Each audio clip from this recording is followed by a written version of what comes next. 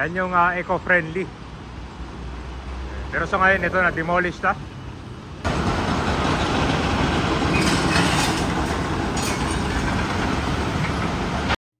Tuluyan ng demolish itong Building A ng SM Mega Mall. Itong 34-year-old mall ay magkakaroon na ito ng redevelopment.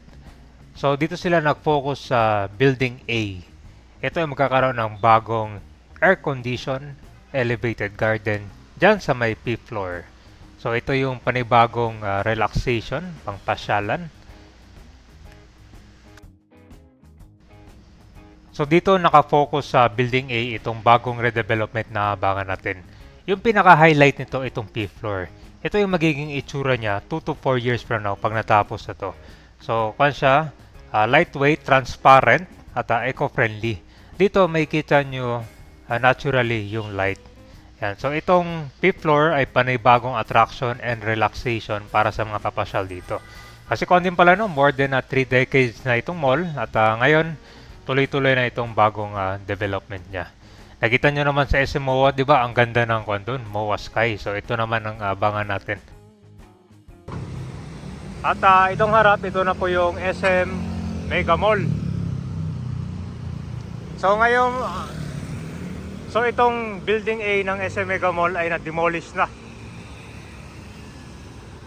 Ito yung sa kabilang side. Tara!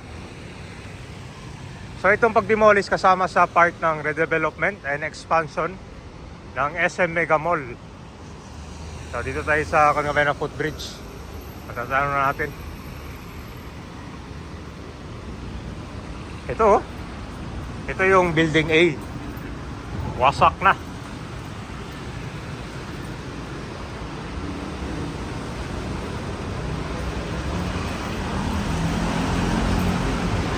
So kabang-abang itong redevelopment ng SM Mega Mall, no?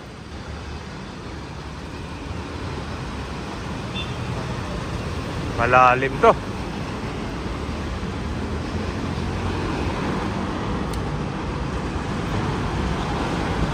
Yan guys, oh.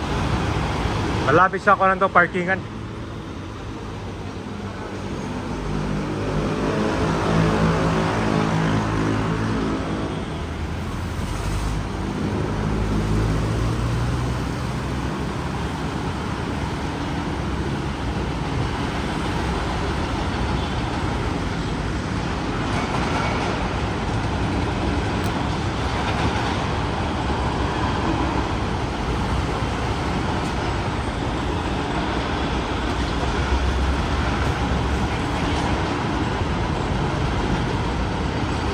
So ito ay kasama ng major part ng SM, yung pagre-develop and expansion ng SM Mega Mall.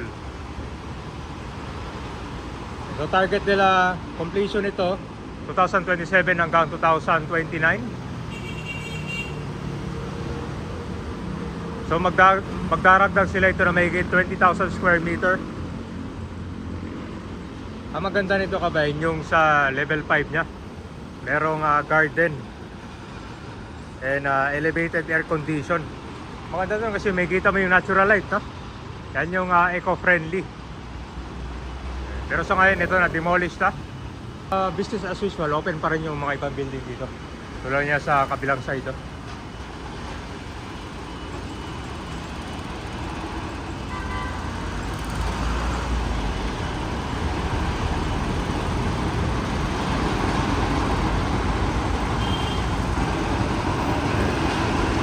So una na nagkaroon ng redevelopment dito sa loob ng mall. Mas pinalaki na yan. Sa harap naman ito, ginagawa na rin yung bus station.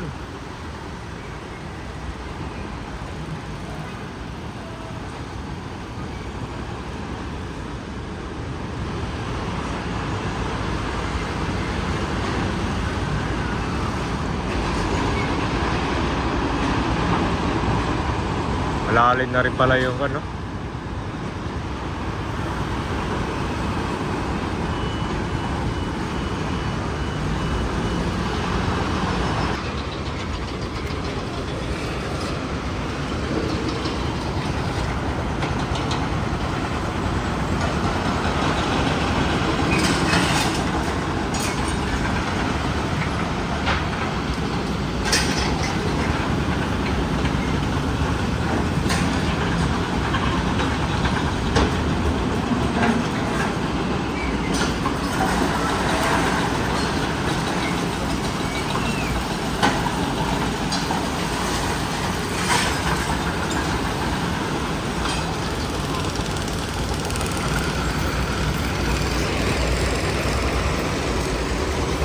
So, mas maganda to kasi i-expand na.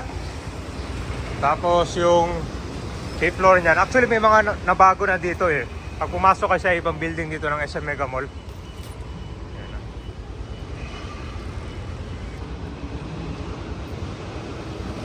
Abang-abang tong redevelop.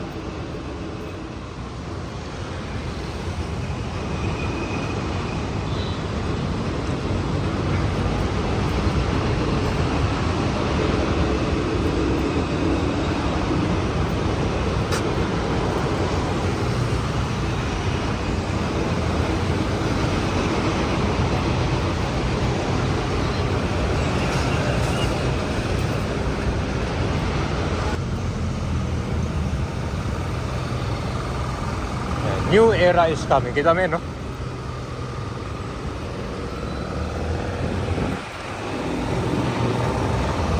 So dito kabay, meron na rin binago dito sa loob ng mall na to. Ito yung new era. Kailan sarado pa. Pero at least dito meron kang idea kasi may mga architect perspective na makikita dito eh. Mga panila. Itong gilid niyan. So yung ibang building ata dito mare-retain. May ginawa lang silang bago dito.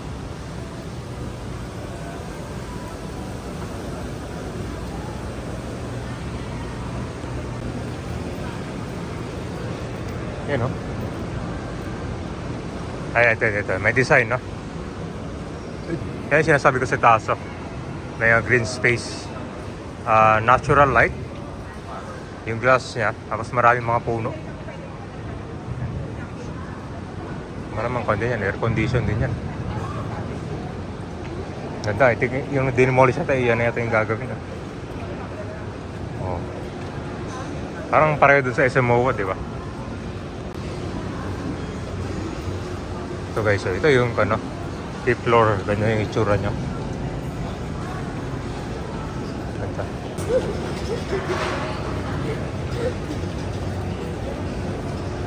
For open space. Second floor, SM Mega Mall. A new era is coming.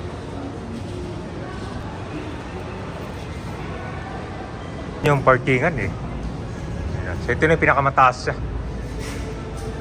So abang-abang itong gagawing garden sa 5th floor. Talagang maganda to.